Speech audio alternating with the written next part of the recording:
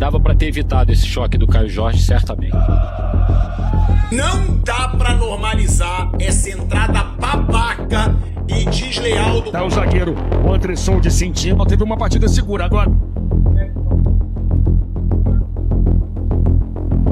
E aí galera do Bolada FC, tenho que começar falando aqui no vídeo que é um absurdo isso que aconteceu no jogo entre o Atlético Mineiro e Cruzeiro. Simplesmente o Caio Jorge poderia ter matado o jogador do Atlético Mineiro. Graças a Deus não aconteceu nada de grave com o jogador.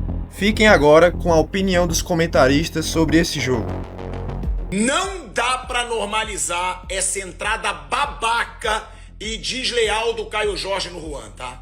Cara, uma entrada desnecessária. O cara tava vindo rápido, o Caio Jorge viu. O cara no ar e o Caio Jorge dá uma trombada dessa, cara. É uma entrada idiota, é uma entrada desleal. Não dá pra gente proteger o Caio Jorge numa situação escrota dessa aqui.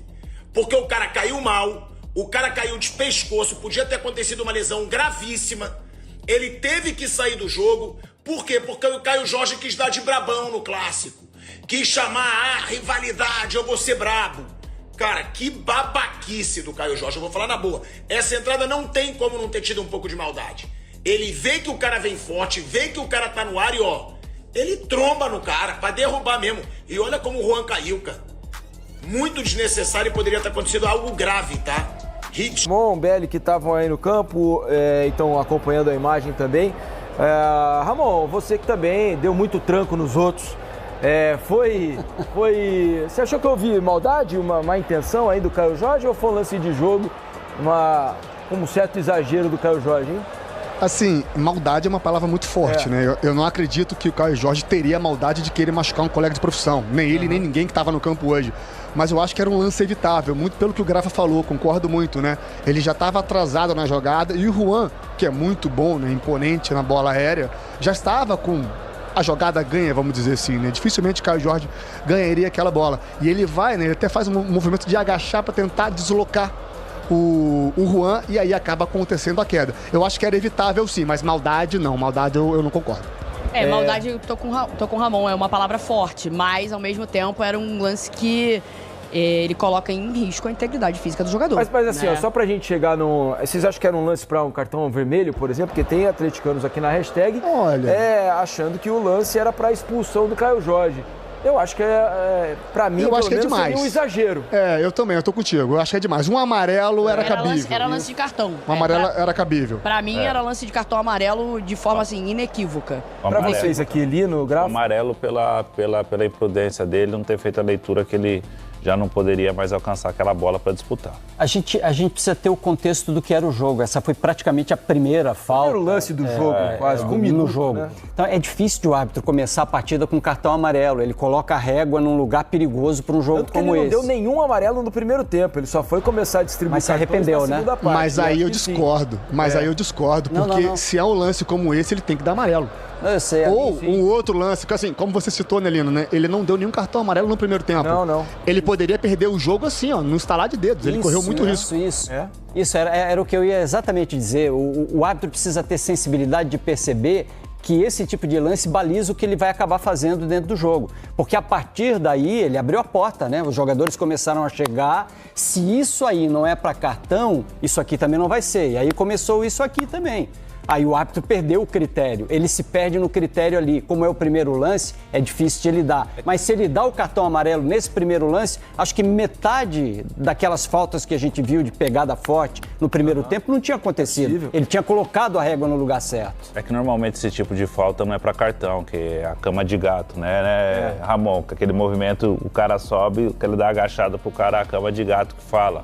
Não é para cartão amarelo, só que pela intensidade, força, né? Mas pela intensidade normal, né? Da queda, pela maneira que o zagueiro do Atlético cai no chão, né? Bate a cabeça com o pescoço torto ali, poderia até ter acontecido alguma coisa mais grave, graças a Deus que não, a gente espera que não. Mas normalmente não é um lance para cartão amarelo. Estava desenhado, gente, são 2 jogos, há uma tendência de que seja melhor na semana que vem, tendência.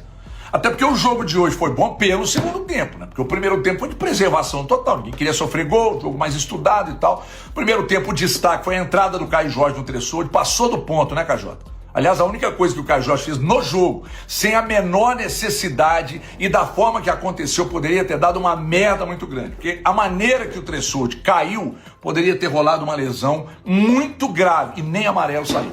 A arbitragem dormiu no lance, foi grave demais o que o Caio Jorge fez. E não adianta me xingar, não. Reveja o lance e tire suas próprias conclusões. Vai ficar mais fácil antes de me xingar aqui. Falando em Tressoldi, ele saiu e deu lugar pro Vitão. Presta atenção aqui, o Vitão que já meteu cartão de visitas contra o Internacional. Olha o tamanho da trozoba desse moleque entrar num clássico de quartas de final de Copa do Brasil. Mineirão lotado, maioria cruzeirense, ele entrou e não errou um bote.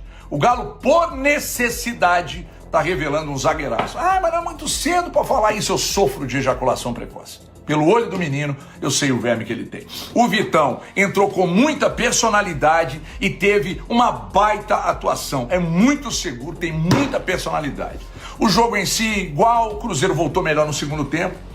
Não tem como não admitir. Abriu o placar e ainda melhor no jogo, sofreu o gol de empate. Aí tentou ampliar, o Galo se defende muito bem, segurou o placar. Cada time chutou 10 bolas, no sentido do gol, porque no gol o Atlético chutou 4 contra 2 do Cruzeiro. O Cruzeiro teve mais de 65% de posse de bola, mas sem emoção, ficou muito com a bola e não soube o que fazer, mas calma, não soube o que fazer, porque o Atlético se especializou em amarrar jogo. Não é um futebol vistoso, mas é eficiente, defensivamente, se ajustou mesmo, e hoje foi mais um jogo em que o Atlético dificultou demais as ações do adversário. Em decisão é assim, é muita luta, é jogo competitivo, acontece muito de não ter grandes jogadas de perigo, pode acontecer como foi hoje, até porque tem um segundo jogo e ninguém vai se lançar para dar espaço, correr isso. Para fechar, volto a falar do Vitão. Jogou demais. No meu banco HG Pactual já vale 1.300 de euros pagamento em cash. Outra coisa, o que joga o Fred é sacanagem. Joga muita bola e ao lado do Castanho dificultaram muito o jogo do Cruzeiro por dentro, que é um setor muito forte do Cruzeiro. Pelos lados do Cruzeiro aí não tem jeito. O Arroio fez um golaço, mais um, tá jogando demais. O Depilado fez mais um golaço, porque ele é liso. Otávio trabalhou pouco, o Everson trabalhou pouco, treinadores muito, mas sem estratégia vencedora. Atlético com ligeira vantagem, porque o jogo de volta é na Arena MRV.